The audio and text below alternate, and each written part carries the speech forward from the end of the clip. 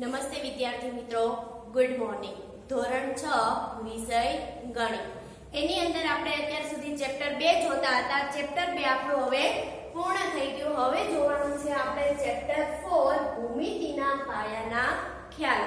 તો ભૂમિતિની અંદર તમને ખબર હશે કે શું શું આવે. તો કે ભૂમિતિની અંદર આકારો આવે. શું આવે? આકારો. તમે ડ્રોઈંગની અંદર આકારો દોરો જ છો.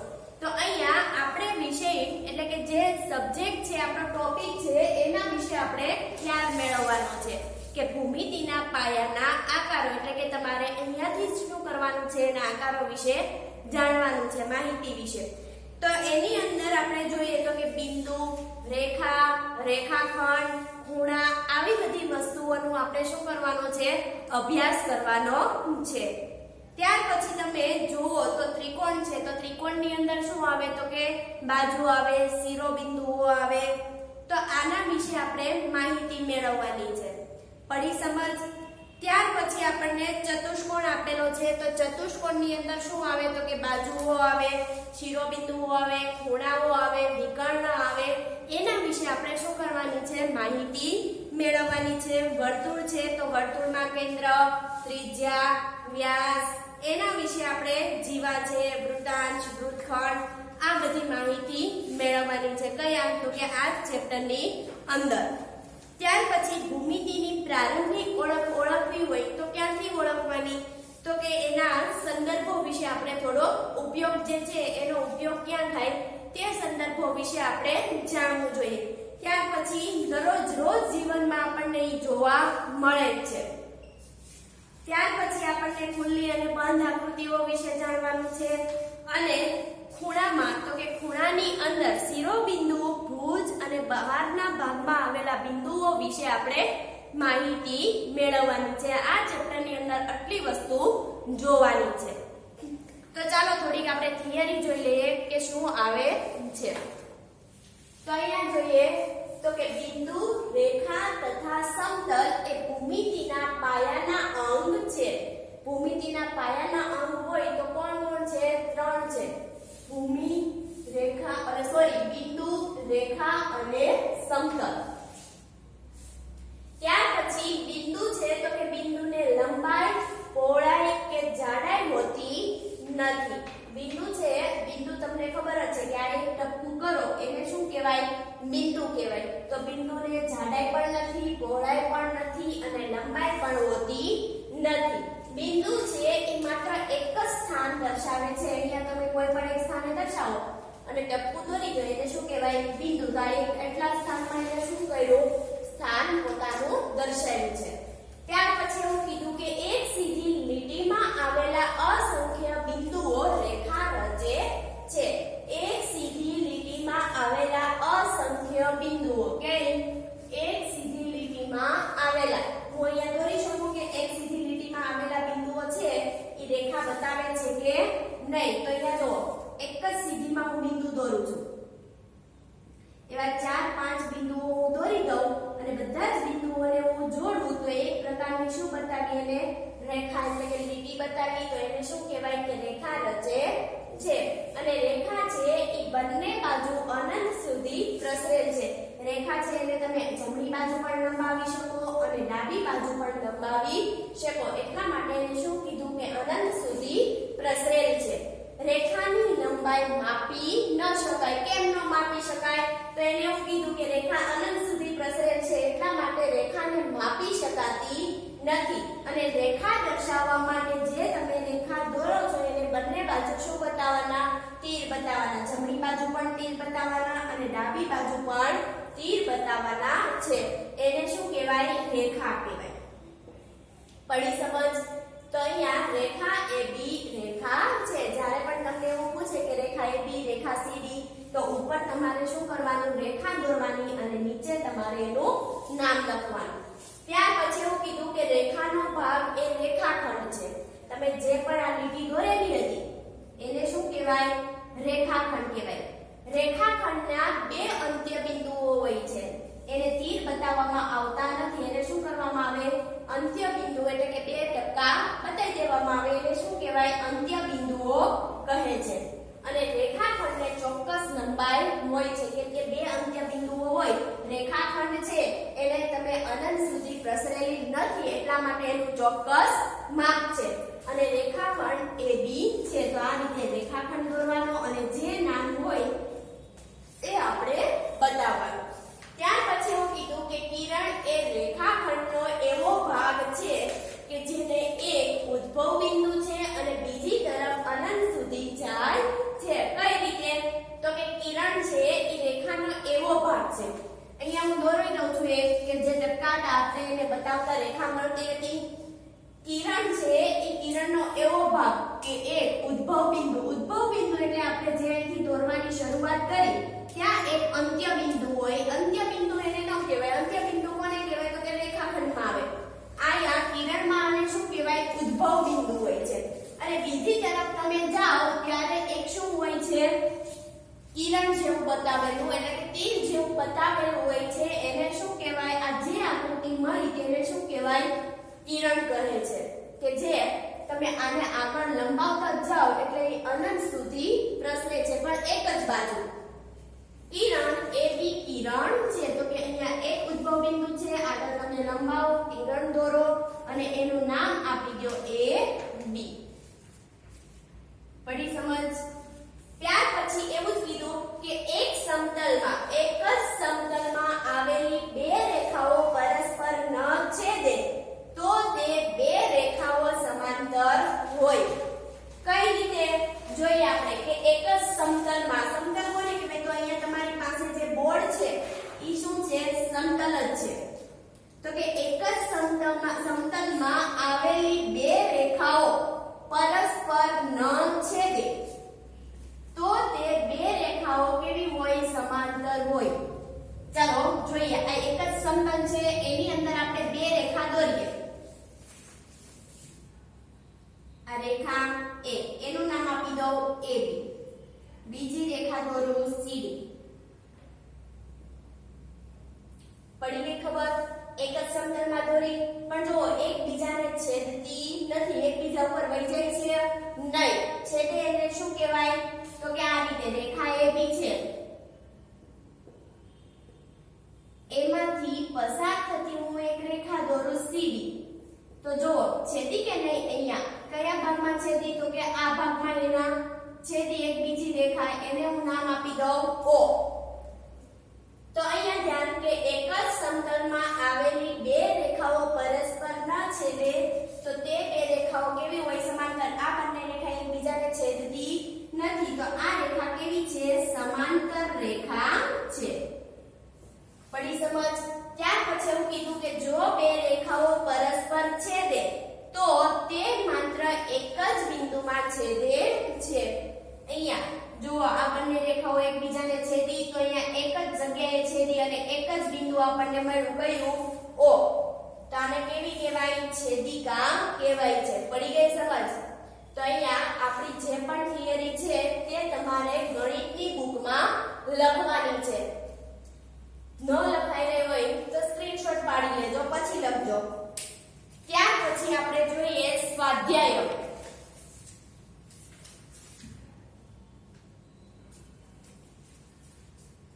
સ્વાધ્યાય 4.1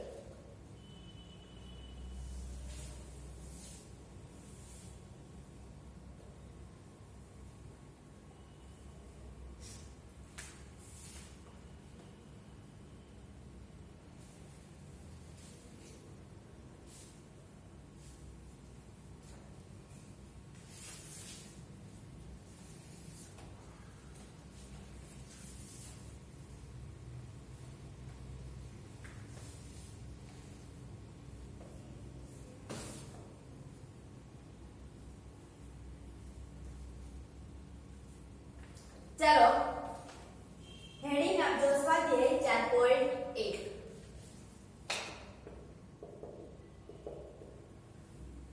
એની અંદર પ્રશ્ન 1 માં એવું કીધું કે બાજુમાં દર્શાવેલ આકૃતિનો ઉપયોગ કરીને લખો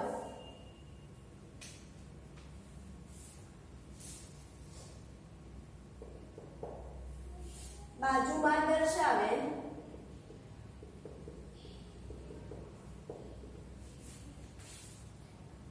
આકૃતિનો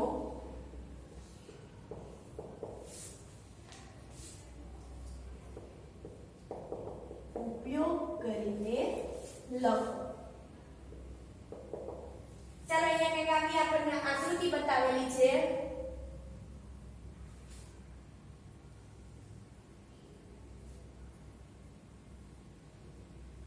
એક કિરણ રેખા આપેલી છે.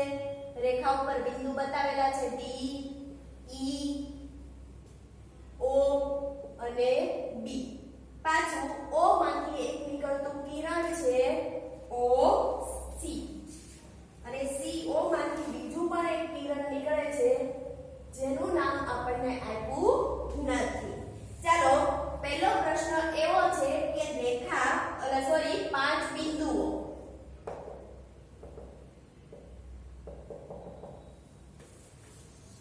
શું આપણને આપેલું છે કે બાજુમાં દર્શાવેલ આકૃતિનો ઉપયોગ કરીને લખો. તો આપણને અહીંયા આકૃતિ આપી દીધેલી છે. આકૃતિ ઉપરથી આપણને શું આપેલા છે? સવાલો આપેલા છે. કયા કયા સવાલો છે તે જોઈ લઈએ. તો કે 5 બિંદુઓ છે, બીજું છે રેખા આપેલી છે કે કઈ કઈ રેખા છે તે લખવાની છે. ત્રીજો ક્વેશ્ચન એવો છે કે 4 કિરણો, અને ચોથામાં માંગેલું છે 5 રેખા ખંડો. ચાલો આટલી વસ્તુ આપણને માંગેલી છે. એમાંથી આપણે લખવાનું છે 5 બિંદુઓ. શું લખવાનું છે? પહેલા 5 બિંદુઓ. તો અહીંયા તમને જે ડી, ઈ, ઓ, બી, સી જે આપેલા છે મૂળાક્ષરો એને શું કહેવાય? બિંદુઓ કહેવાય છે. તો કયા કયા બિંદુઓ આપેલા છે? બિંદુ ડી,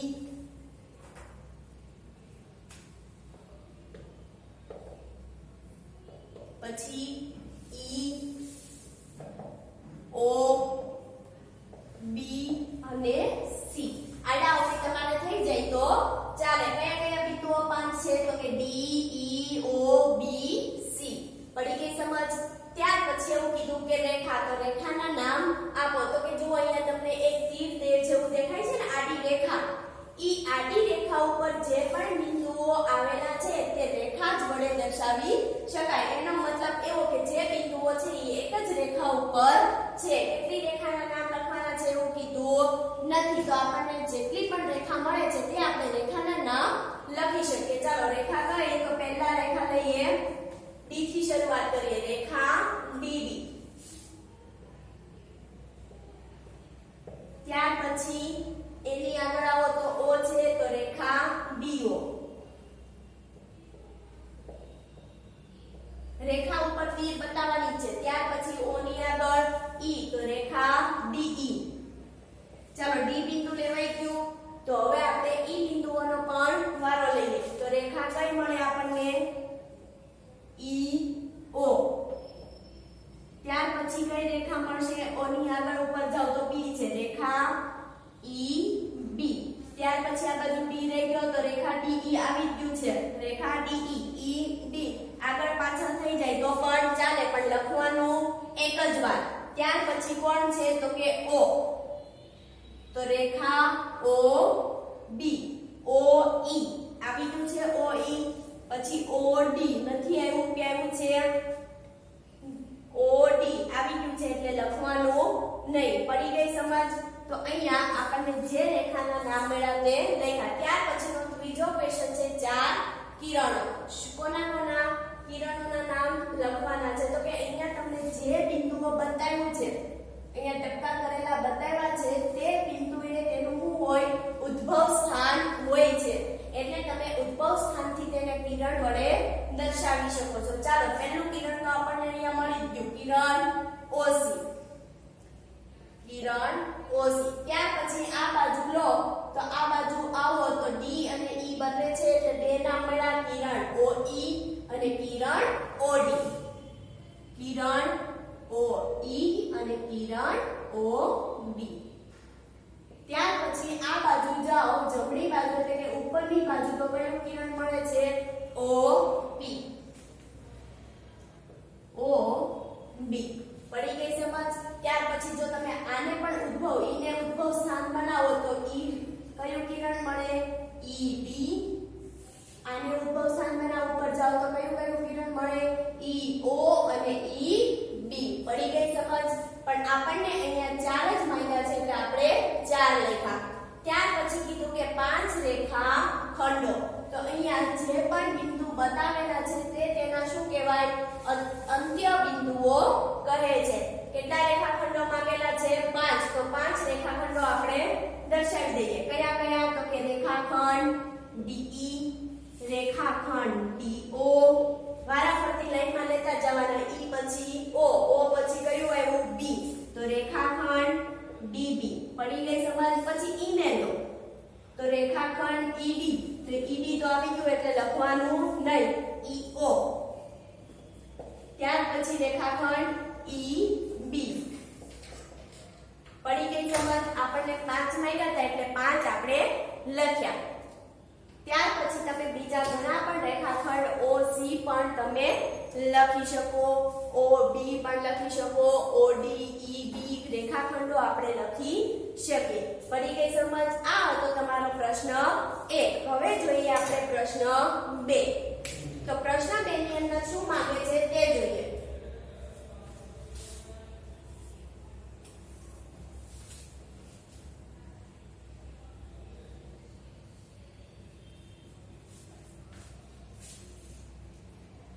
જે પણ સ્વાધ્યાય લખાવેલું છે તે ગણિતની પાકી બુકમાં લખવાનું છે. સવાલ પણ લખવાના છે વ્યવસ્થિત રીતે.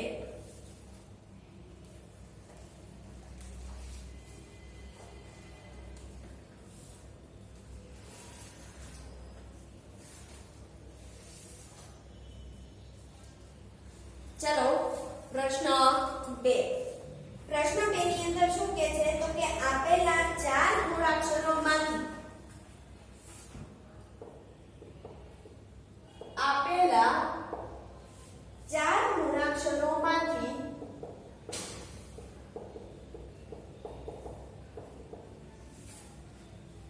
દરેક વખતે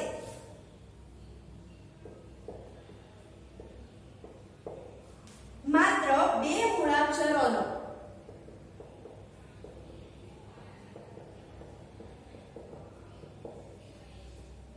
ઉપયોગ કરી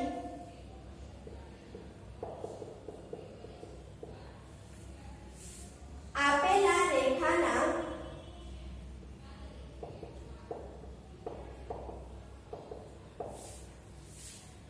શક્ય તેટલી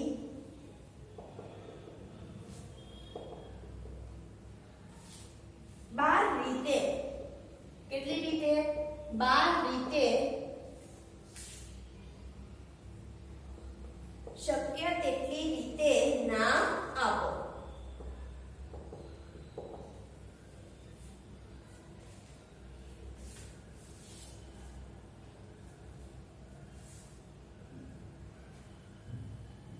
ચાલો એક રેખા આપી દીધેલી છે. આ રેખા ઉપર 4 બિંદુઓના નામ આપેલા છે. બિંદુ A, બિંદુ B, બિંદુ C અને બિંદુ D. તો એને એવું કીધેલું છે કે આપેલ 4 મૂળાક્ષરોમાંથી, કેટલા મૂળાક્ષરો? 4 મૂળાક્ષરોમાંથી દરેક વખતે માત્ર 2 મૂળાક્ષરોનો ઉપયોગ કરી આપેલ રેખાના શક્ય તેટલી રીતે નામ આપો. દરેક વખતે શું કરવાનું છે? માત્ર 2 જ મૂળાક્ષરોનો ઉપયોગ કરવાનો છે અને આપણે રેખાના નામ આપવાના છે. એટલે દર વખતે તમે રેખા લો, રેખાખંડ લો કે કિરણ લો, બધામાં 2 જ મૂળાક્ષરોનો ઉપયોગ થાય છે. પડી સમજ? તો અહીંયા આપણે કેટલી રીતે શક્ય તેટલી રીતે પણ કૌંસની અંદર આપી દીધું છે 12 રીતે નામ લખો. એટલે આપણે 12 વખત એટલે 12 રીતે કઈ રીતે નામ લખી શકાય તે આપણે લખવાનું છે. તો ચાલો પહેલા દરેક વખતે બિંદુ આપણે ABCD ને ધ્યાનમાં લઈશું અને તે રીતે આપણે શું કરશું? નામ બતાવીશું એને. તો અહીંયા લખીએ કે બિંદુ A ને લેતા. ચાલો બિંદુ A ને ધ્યાનમાં લઈ બધા જ આપણે નામ લખવાના છે.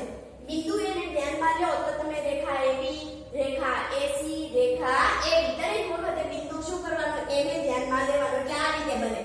રેખા AB, રેખા AC, પછી વારાફરતી પાછા બધા બિંદુઓને લઈ લેવાના. રેખા AD. પડી ગઈ ખબર? હવે A બિંદુ આવી ગયો. હવે કોને ધ્યાનમાં લેવાનું? B બિંદુને.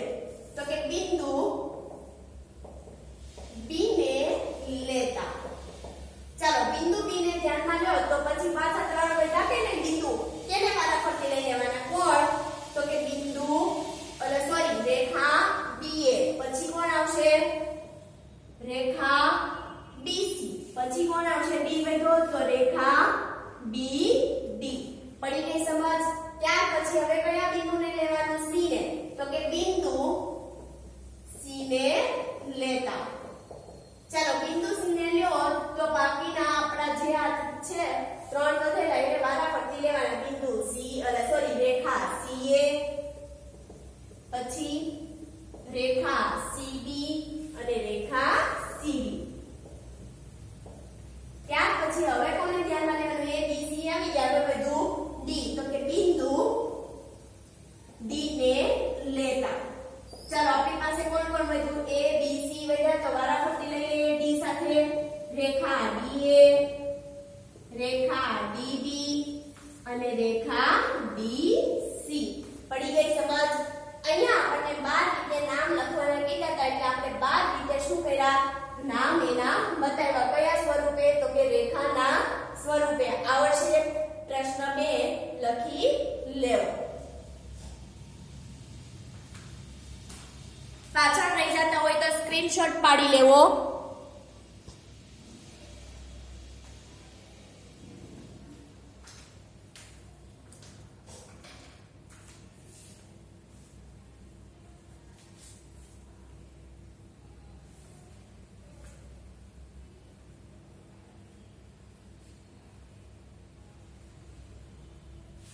ચાલો પ્રશ્ન 3.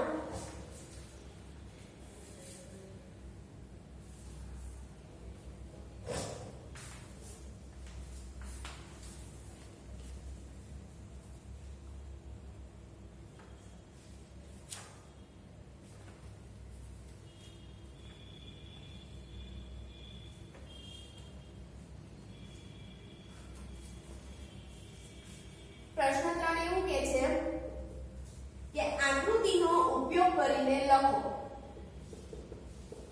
આકૃતિનો ઉપયોગ કરીને લખો. ચાલો આપણને અહીંયા એક ચોરસ બોક્સ આપેલું છે. ચોરસ બોક્સમાં આપણને આકૃતિ આપેલી છે. આકૃતિ કંઈક આવી આપેલી છે. એક રેખા આપેલી છે અને આ રેખા ઉપર ABD નામ બતાવેલા છે. બિંદુ A, બિંદુ B, બિંદુ D અને બિંદુ A. બિંદુ B માંથી એક પસાર થતી રેખા આપેલી છે અને ઈ રેખા ઉપર નામ બતાવેલા છે બિંદુ C અને બિંદુ O. અને ત્યાર પછી બિંદુ E માંથી એક પસાર થતી રેખા દોરેલી છે.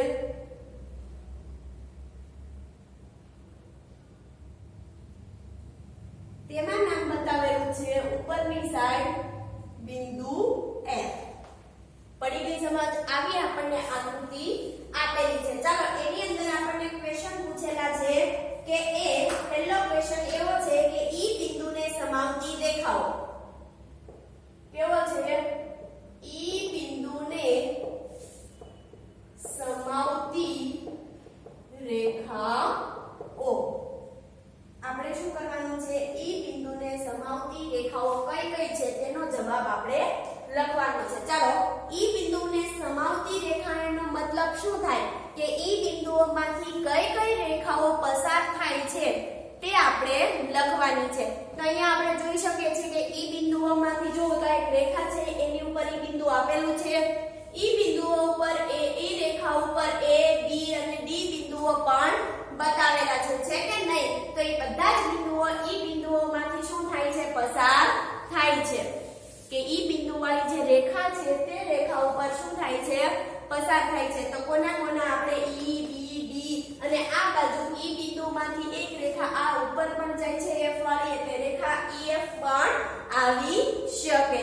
પડે છે સમજ. સમાવતી એટલે તે બિંદુઓમાંથી પસાર થતી રેખા ઉપર જે પણ બિંદુઓ આપેલા હોય તે પણ આવી શકે. પડી સમજ. તો અહીંયા લખીએ કયા કયા, તો કે રેખા AE, ત્યાર પછી કોણ છે B બિંદુ છે તો રેખા BE, ત્યાર પછી કયું બિંદુ છે રેખા બિંદુ D છે એટલે DE પણ આવે. અને ઉપર F વાળું છે જો આ F E પણ છેદે છે એટલે રેખા EF. પડી સમજ. ત્યાર પછી બીજો ક્વેશ્ચન, એ બિંદુમાંથી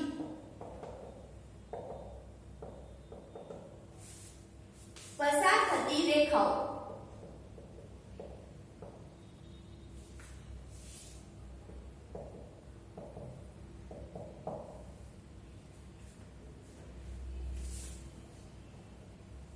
ચાલો એ બિંદુમાંથી પસાર થતી રેખા કઈ કઈ છે તો કે જે પણ બિંદુઓ રેખા પર આવેલા હોય તે એ બિંદુમાંથી પસાર થતા હોય છે. કઈ કઈ છે આપણે આગળ પહેલો ક્વેશ્ચન શીખી ગયા ને સેમ એનો જેવો જ છે. તો કોણ કોણ આવે રેખા AE, પછી E ની આગળ કોણ છે D તો કે રેખા AD, ત્યાર પછી કોણ છે તો કે B રેખા AB. પડી ગઈ સમજ. ત્યાર પછી C ની અંદર એવું કીધું કે O બિંદુ જેમાં છે તેવી રેખા, O બિંદુ જેમાં છે તેવી રેખા. ચાલો શેમાં છે O બિંદુ તો કે અહીંયા છે જો છે તો એ બી રેખા કોણ છે CO BO. તો કઈ કઈ લખાશે બે રેખાઓ છે અથવા તો આપણે એક રેખાનું નામ જ લખવાનું છે. તો એની કોણ છે રેખા OC. પડી ગઈ સમજ. ત્યાર પછી D,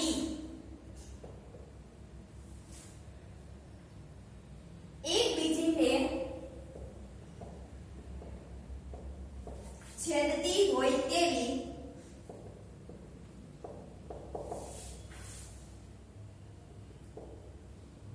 રેખાની બે જોડ.